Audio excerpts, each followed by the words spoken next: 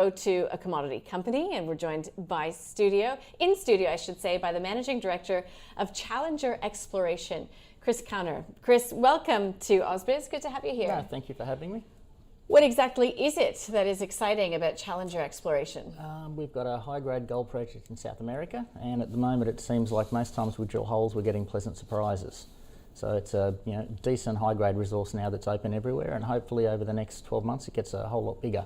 Yeah, so is that an existing tenement or is it an existing mine? Like, give us some of the... Yeah, so what happened, it's basically a historical concession where there's been some work done 20 years ago.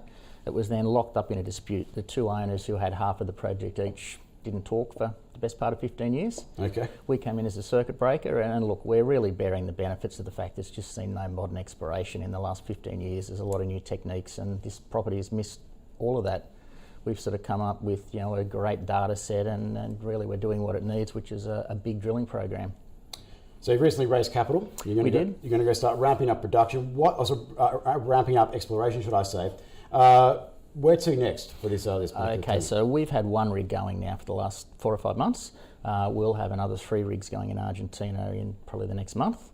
That will sort of let us get to a point we have a first JORC resource by the end of the year, and then really this is a really big system. We don't know how big it is yet. It's open everywhere, so really for the next 12 months it's just basically drilling, new resource, drill, upgrade resource, and then once it gets to a critical mass we'll sort of look to production scenarios.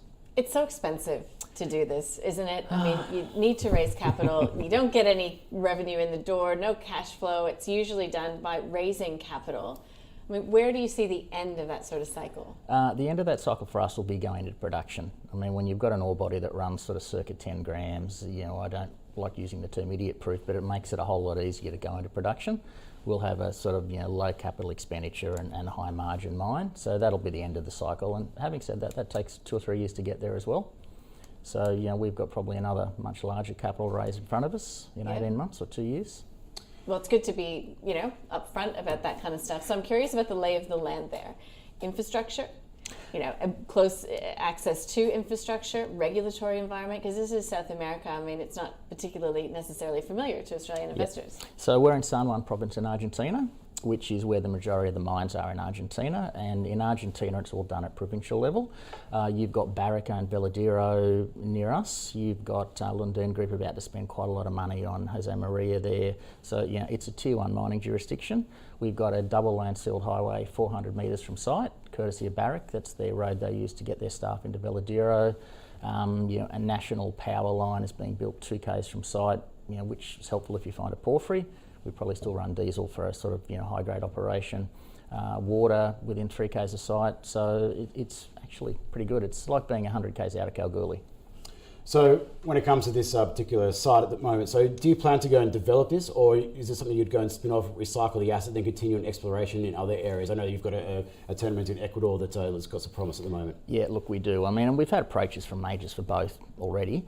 Argentina, look, we've got 18 months, 2 years worth of value add in front of us, and we'll go down the path there of putting that into production.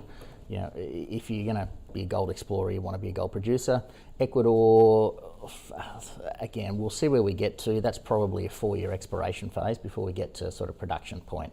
But definitely Argentina, the aim is to be a plus 100,000 ounce a year low cash cost producer, and that's what the asset looks like it'll do. So I guess given the backdrop, as we've mentioned, the price of gold, really you want cash to speed things up. You want to make hay when the sun shines or get as close to it as possible, am I right? 100% correct. I mean, look, we could have muddled through for another 6 months and had 1 rig, but if you've got the opportunity to actually advance it, then really where shareholders get to in 18 months is a lot better position now, post this raise, because it takes us 18 months to get there, not 3 years. Kris, well, one very quick question you're going to finish off. Obviously, COVID is impacting everyone around the world, including in South America. Has there been any impact on your operations?